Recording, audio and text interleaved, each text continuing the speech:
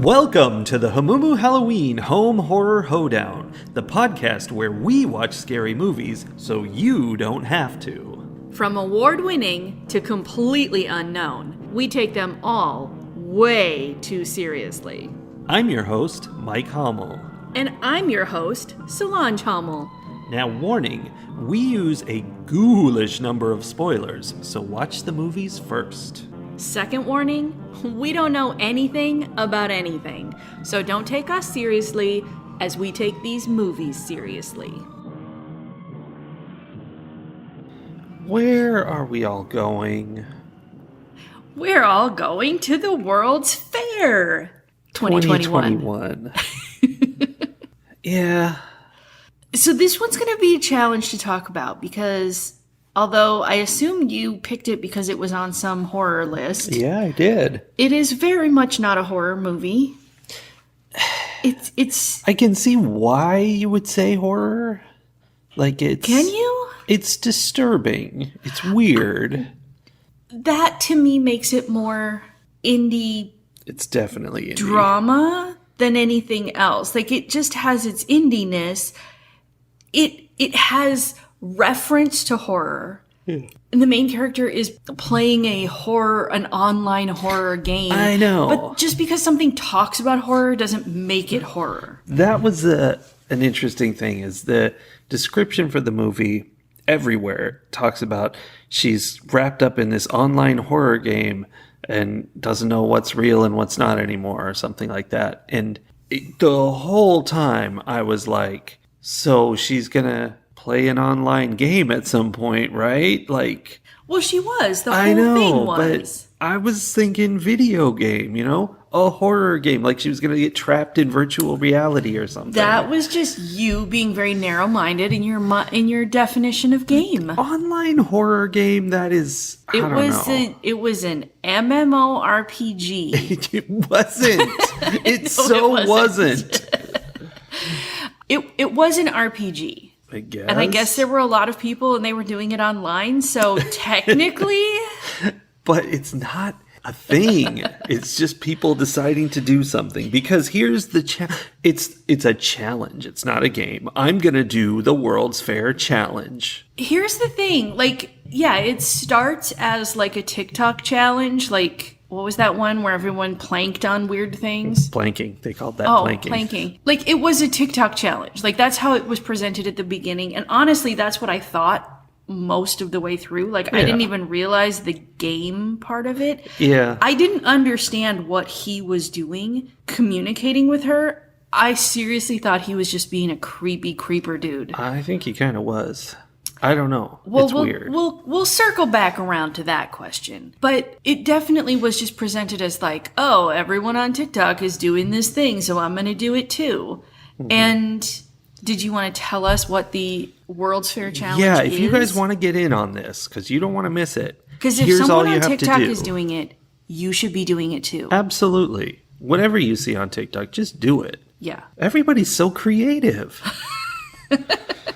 All you have to do, sit in front of your computer screen and say, I want to go to the World's Fair 3 times, then prick your finger way, way too many times rapidly. Right. Like, I don't know if that was part of it. Like, to me, it felt like you needed to make yourself bleed and put blood on your computer screen. Yeah. She, like, took a button, the pin from a button, and stabbed her finger like a dozen times. Yeah, real fast. Not okay. No, it Not was pretty upsetting. Okay. So, do that, wipe it on your computer, and then there's some video you have to watch after that we couldn't see, and so I guess you can't actually do this because we don't know what video you're supposed to watch. But it's a very quiet video. It had a lot of different colors. Mm-hmm. Like, it almost felt like it was just the screen changing colors really rapidly in like a flashy sort of... It's controlling your mind. Well, I think that's the idea, is that you're supposed to be done with, at the end of it, you're supposed to be like, oh, was I hypnotized by that? Like, what kind of secret messages did I get? Mm-hmm. Because then everyone who does the challenge then makes videos about how they're changing. Yes, what are your symptoms? And everyone has different symptoms as they change into something new. So, okay, some of the people we saw, the guy who thought his throat was filling up with Tetris blocks. Yeah. Well, but then he goes on later to a legitimate horror scene.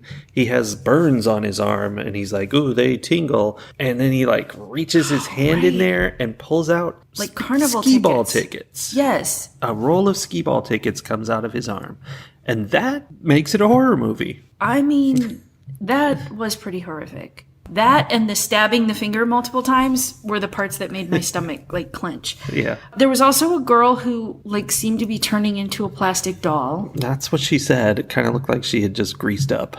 Yeah. Who else did we see? There was a person with demon wings. Yeah. There was the guy who got pulled into his computer.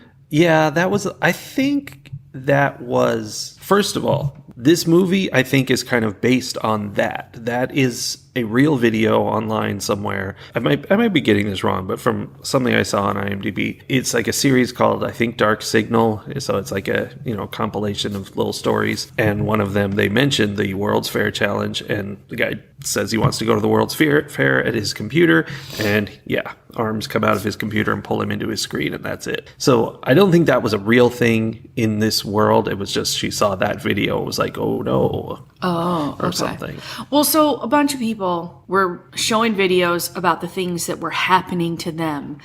And to me, the fascinating part is not knowing for sure whether it was going to be something horror related and these things were really happening to these people, or if it was more real life, this is a TikTok challenge, and then these people are all creating content based on this challenge and getting clicks because they have more creative symptoms than other people. Yeah.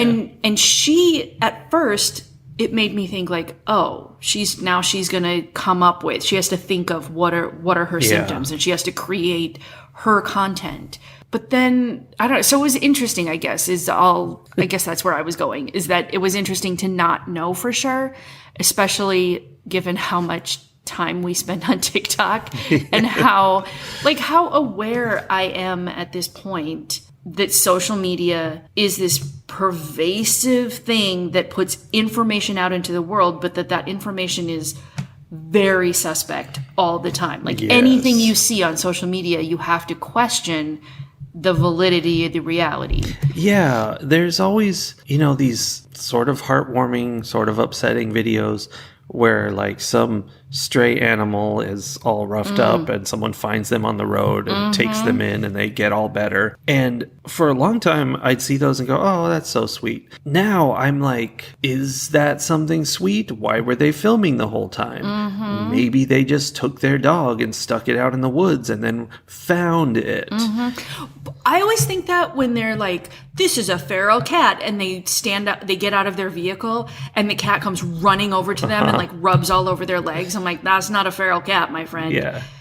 And yeah, so I think like everything else, there was maybe an accidental viral video of like someone who truly found a stray animal and took it in and, whatever. And then that becomes the next thing that people are like, oh, that'll get me clicks. That's what people want to see. Yeah. I remember there was a whole series of TikToks about the guy who had a pregnant cat just show up at his house and like just appeared in his sweater drawer. And then he became a cat dad and, raised all the kittens and whatever. And at first I was watching him, I'm like, this is so sweet. Like he's going through this whole growth learning process, bonding with this cat, becoming they're a family unit now. And now I look back, I'm like, there's like a 90% chance that was all made up. Yeah. Because what are the odds that a cat is just going to appear in your sweater drawer? Yeah, it seems unlikely. How would he get in there? I mean, it was like one of those under the bed ones. It's not impossible, but it's so implausible. And like that, I think, and this is part of what I think this movie was trying to say, is how much that messes with your perception of reality too. Yeah. Like how many people now walk around expecting like a feral cat to come out of the woods and then become theirs. And I have that feeling all the time. That's not a good example because cats do that all the time. But but like I saw one where there was a lady in a hunting stand and there was a black bear underneath her. Yeah, that was weird. And okay, probably that was really happening, but also how many people are going to go put themselves in a situation like that to get her likes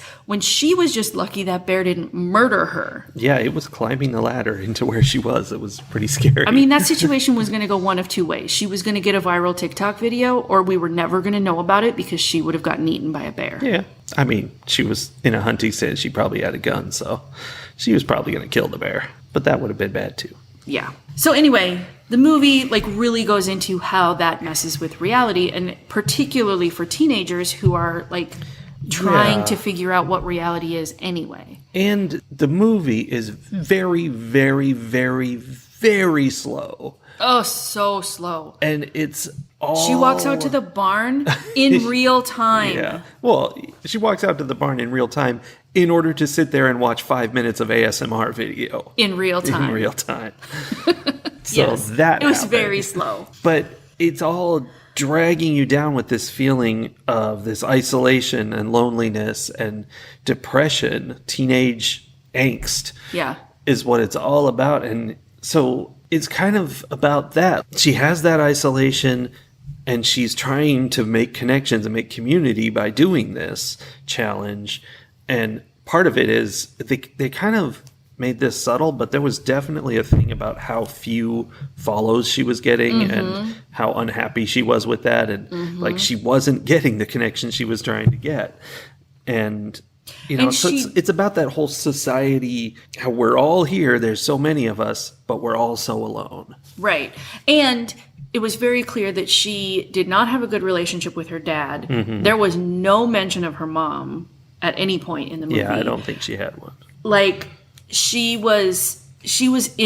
didn't have family connections. She didn't have real world connections. And, again, that's a big thing that is happening where now instead of having real IRL friends, and going out and doing things in person, so many people, a large number of their friends are people they only interact with online.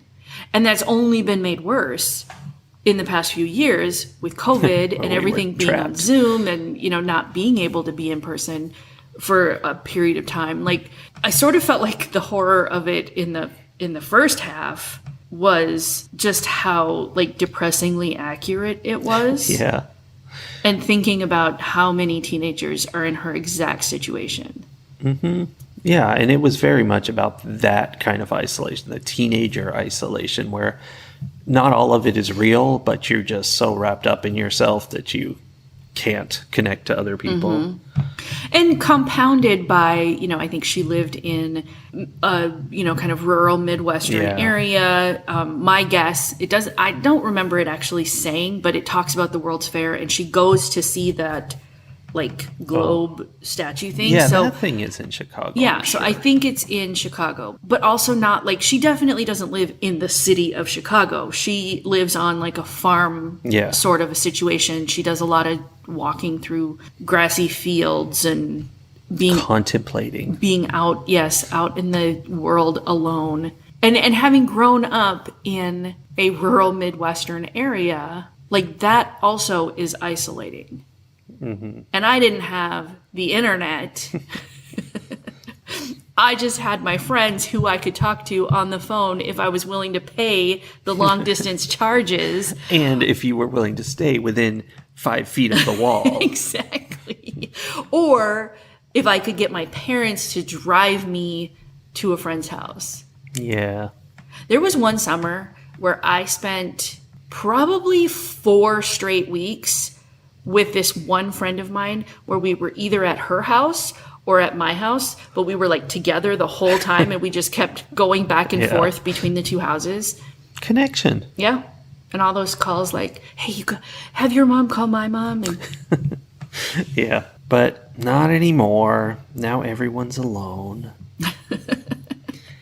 However, an interesting thing I saw on IMDb, I think, that I'm not catching on to in the movie is the director was using the film to explore her own gender identity, which there's something to that, but I don't know. I mean, it obviously, doesn't if she feel like says it's a there's something to no, it, absolutely. But I didn't see that. Like, I can see a little aspect of that, but it doesn't feel. I don't know. I guess the whole thing about how I'm changing into something else and stuff like that is interesting. Yeah. Okay. When you say that, because I definitely didn't pick up on that on my own. And when you mentioned it last night, I was like, I didn't really see it either. But yeah, it's that I don't know who I am. I sort of feel like I'm turning into someone else. Yeah, and she talks about how she's not in control of her body and stuff like that. Yeah. I mean, that makes sense. And I think maybe one of the reasons this movie might resonate with depressed teenagers of all kinds is that feeling can be indicative of so many different things. Like I don't feel comfortable in my body, or I don't feel comfortable in my brain, or I don't know who I am yet. Like there's just, I think being a teenager is that kind of metamorphic space. Like how caterpillars make the cocoon around themselves and then just dissolve into goo and then become the butterfly. Teenagers are goo. It's right. Like my brain felt like goo when I was a teenager. Like it did not feel like I was in control of it. And it is kind of there because you go from being like a cute kid, then teenagers are all misshapen and awkward and weird, and then they become normal looking adults. Yes, it's such a weird time. Everything grows out of sync.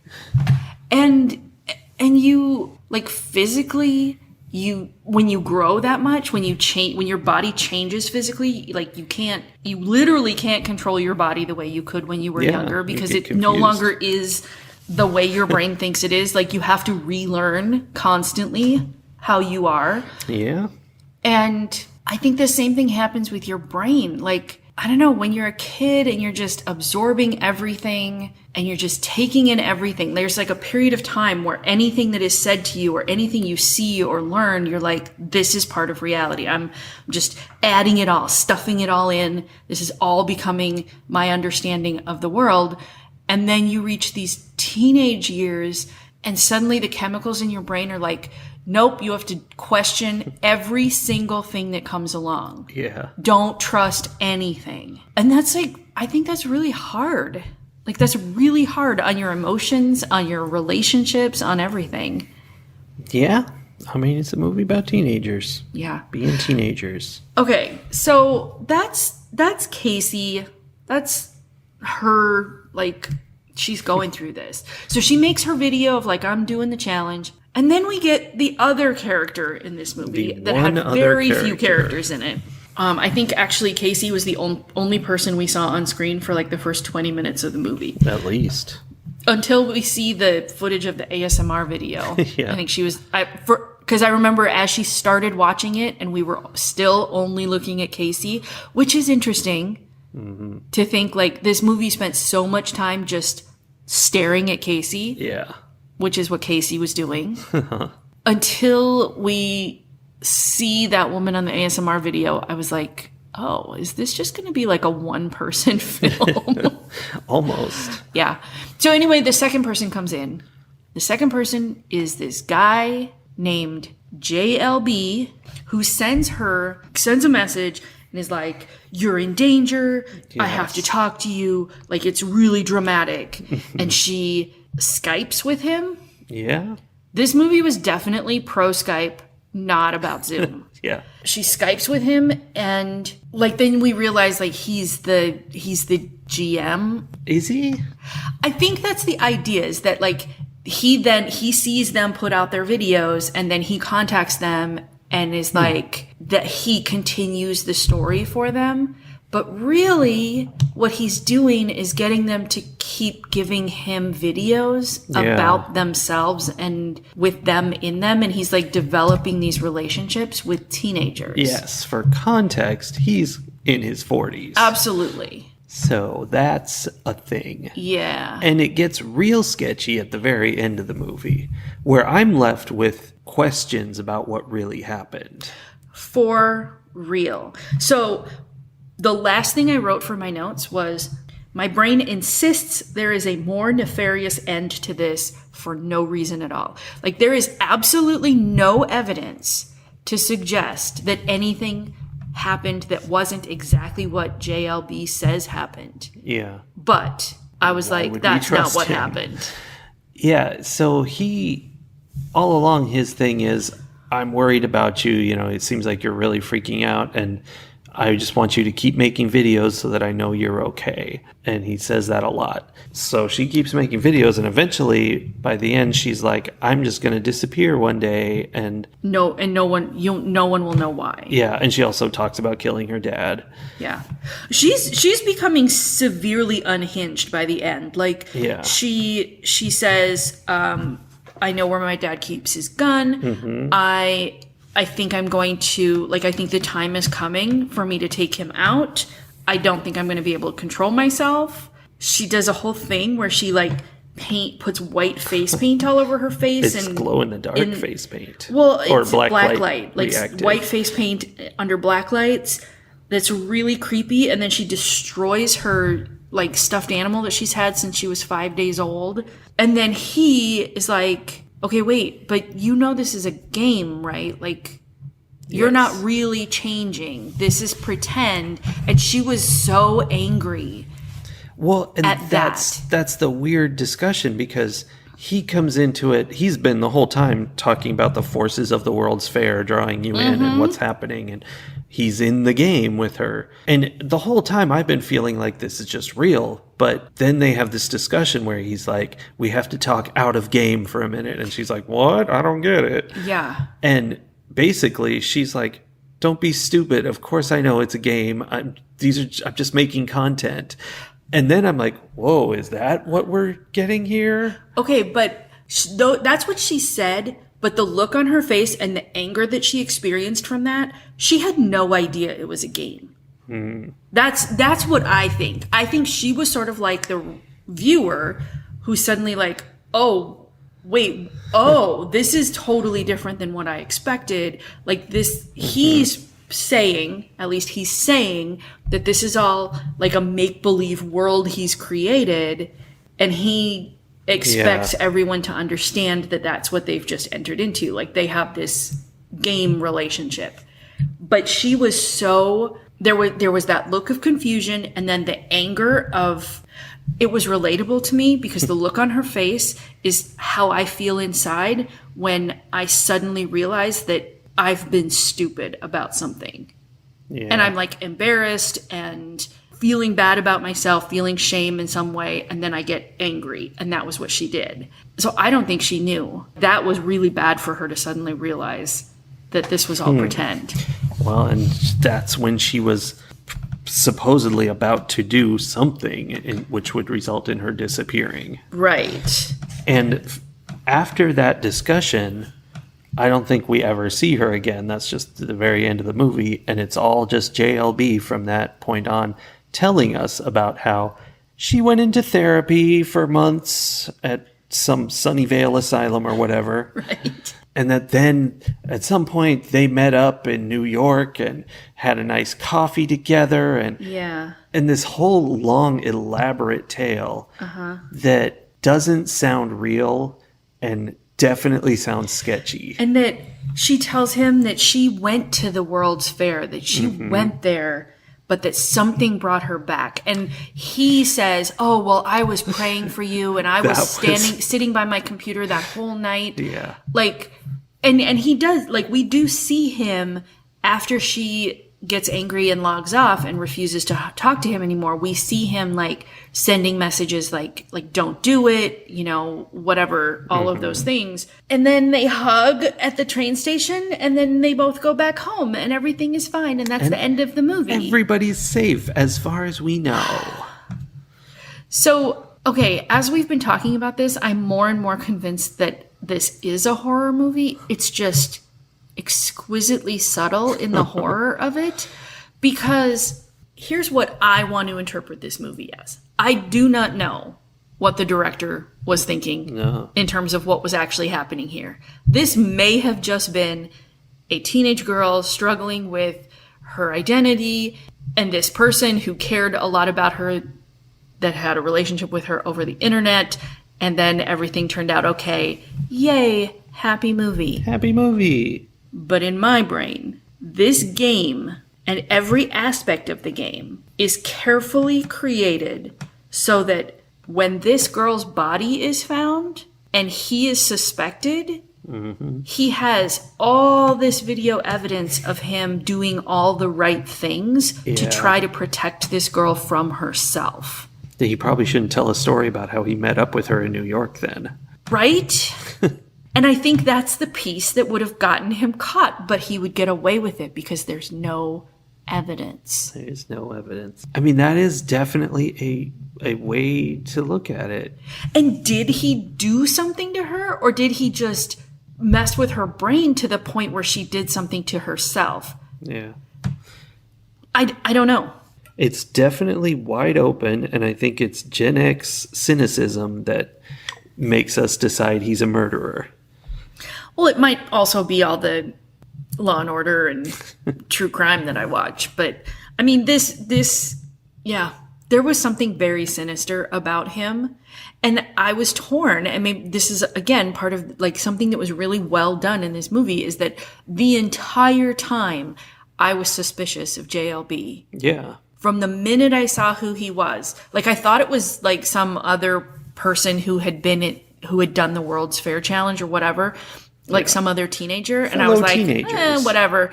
And then when I saw that it was this 40-year-old guy, I was like, nope. Nope. And they show us him in his house, and like he's doing all the right things. Like when she's threatening to do scary stuff, he goes off into the other room and he's like on the couch going, oh, what do I do? What do I do? And then he goes back and types, don't do it type messages to her. So like, it shows him, the movie shows us him as an empathetic figure, but I don't trust it. And he never is there's never anything where like, it could have shown us where he's doing something inappropriate to one of her videos, or, there could have been even one little thing that was like, that's the thing. There was nothing. And yet my entire being says that he was evil, that he was bad. Yeah. I mean, it's a weird thing. Yeah.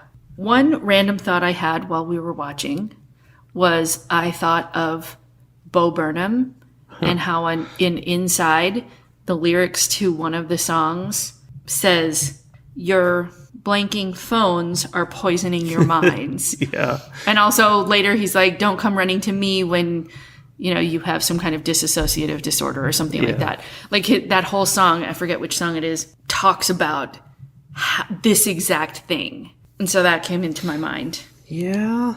But what does it all mean? I mean, I think that's what it means. I think it was just a horror movie about the dangers of modern society, right? Especially how internet driven it is, how social media driven it is, which, I mean, is not an uncommon topic, but this movie did it in an uncommon to me way by having it be so slow. And like, usually those things are all like flashing lights and lots of noise and so much interaction that you can't think.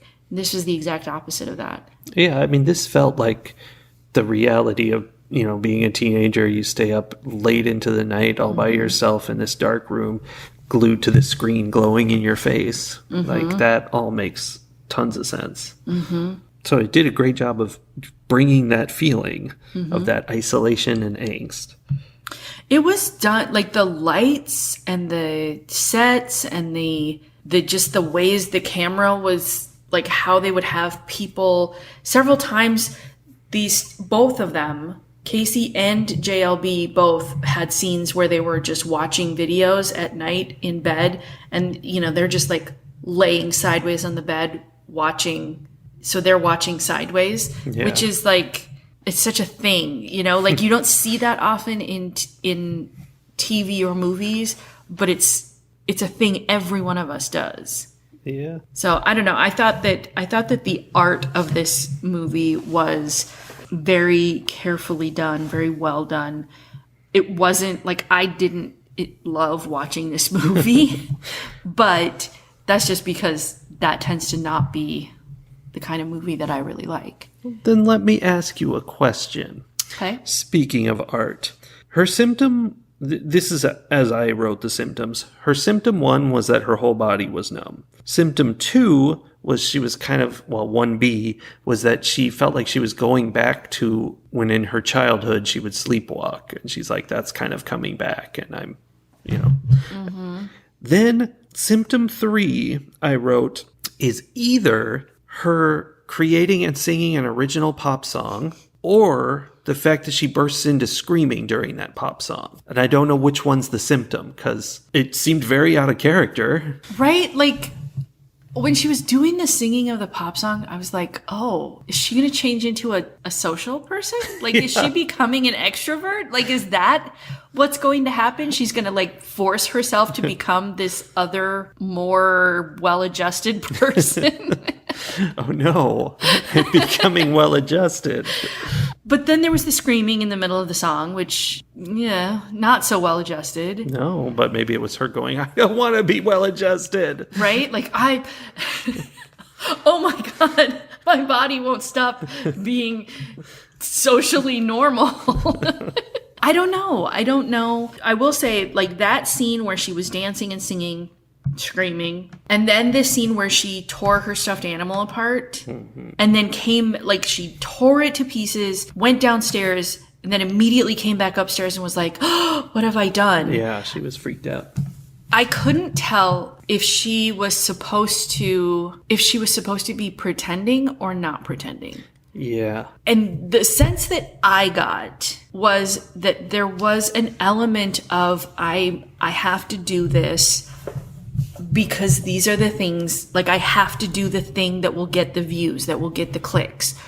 So it felt like performance. Both of them looked like performance to me. Because she kept saying, like, she's not in control. She's not in control. And I'm like, okay, she kind of is. But then there's like layered questions then about what it means to be in control of yourself. Because that was an element of being a teenager that I felt often, was where I would be doing things, especially saying things. The number of times I, as a teenager, could hear myself, like it was like an out-of-body experience. I'd be like inside my own brain. I would hear words coming out of my mouth when I was like arguing with my parents or something. And there was a totally different part of my brain going, what are you doing? Like, yeah, you can't say that. Like, this is not helping the situation. Like, there was a whole active part of my brain that was appalled as this other part of my brain just did things.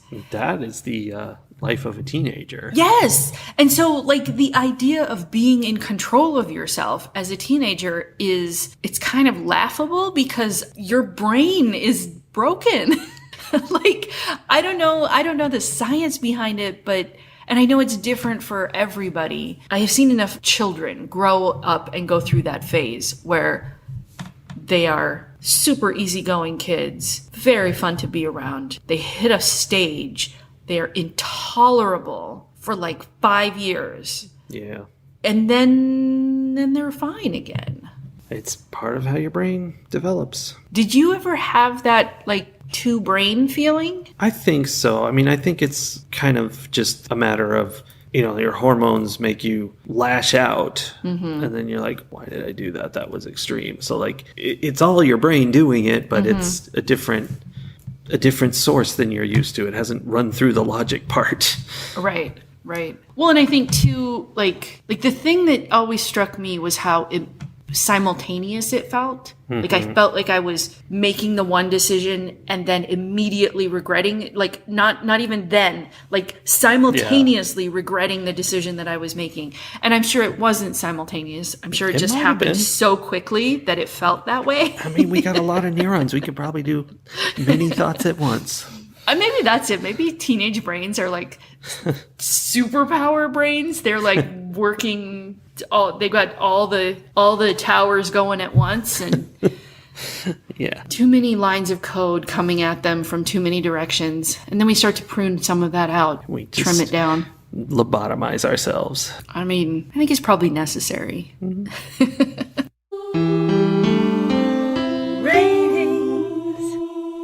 Don't watch this movie. It's Wow. very long. It's not very long. It's pretty short, but it's so slow, so boring. I found it very interesting. I think the reason I found it interesting is something that makes me mad in quite a few movies I watch. One way to find a movie interesting is that things keep happening that make you wonder ultimately what it's all going to be about. And when that all comes together at the end and all of those threads are tied together in a neat little bow, you're like, that was amazing. But most of the time, you have all those thoughts and they're not connected to anything. It's just a whole bunch of threads on the floor running different directions. Mm-hmm. And this is an example of that. This is absolutely an art film, more so than it's a horror film for sure. And it leaves you with lots of things to think about, which is lovely, but it puts stuff out there and there isn't an ultimate conclusion, solution, something to understand. So that's not what I want to see. But I did enjoy it, again, because it felt like it was going to do that. And of course, then I was let down. Kind of like the open house, but not like the open house. Not that bad.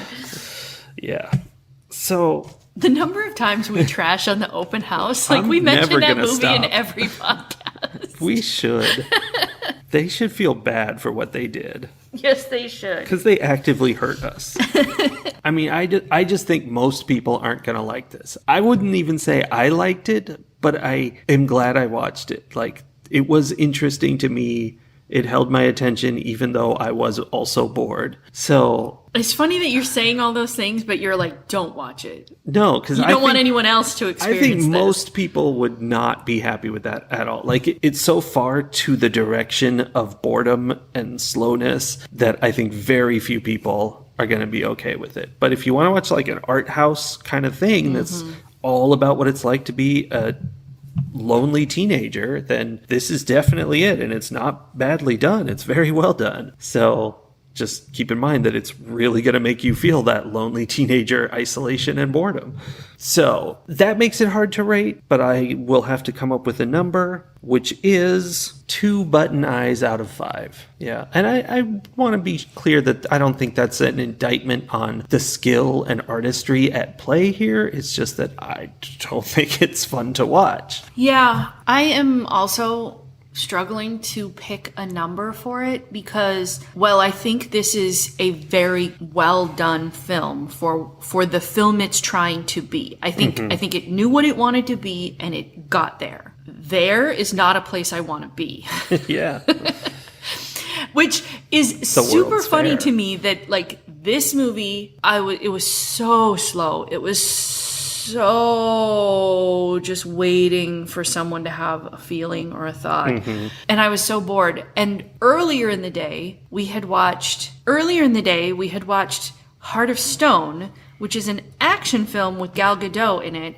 And I was equally as bored with that movie because it was nothing but action scenes. Yeah. Like, it was just scene after scene after scene of people beating other people up and things exploding and car chases and motorcycle chases. And I was so bored because there was nothing to think about.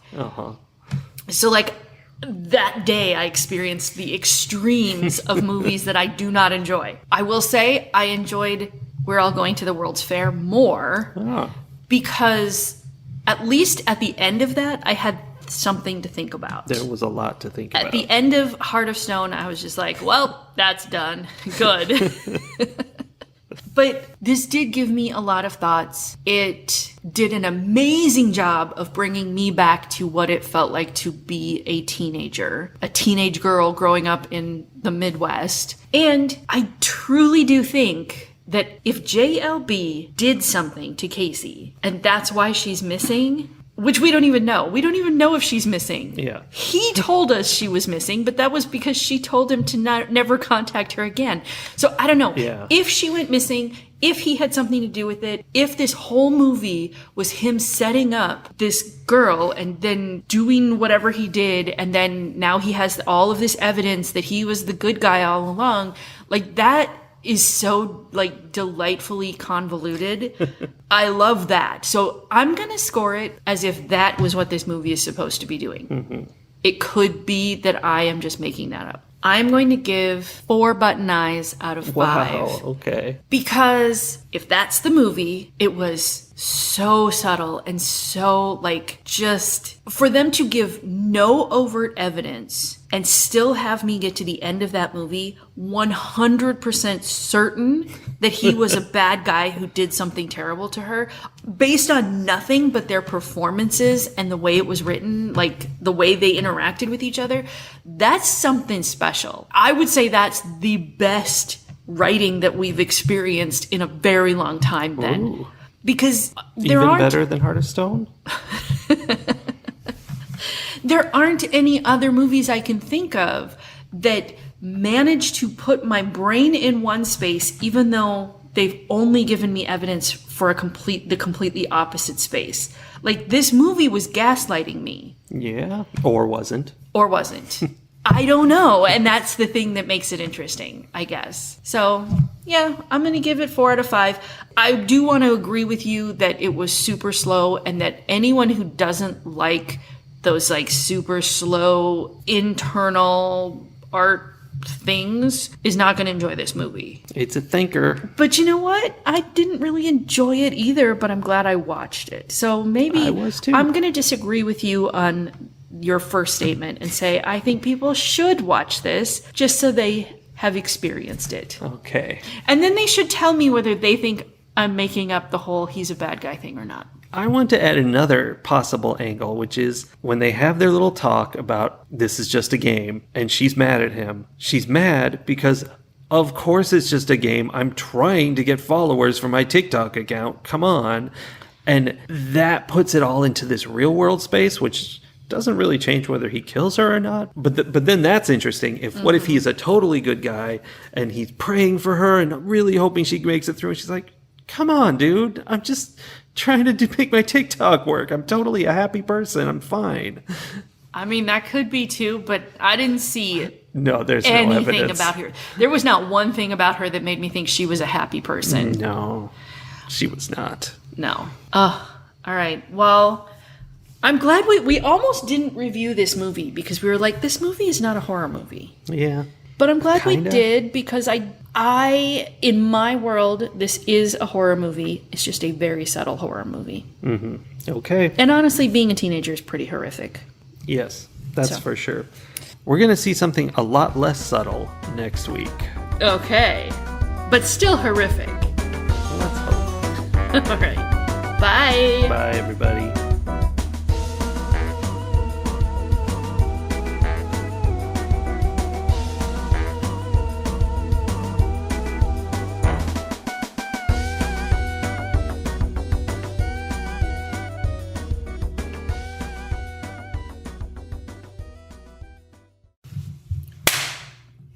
That was a loud clap. That was a loud clap.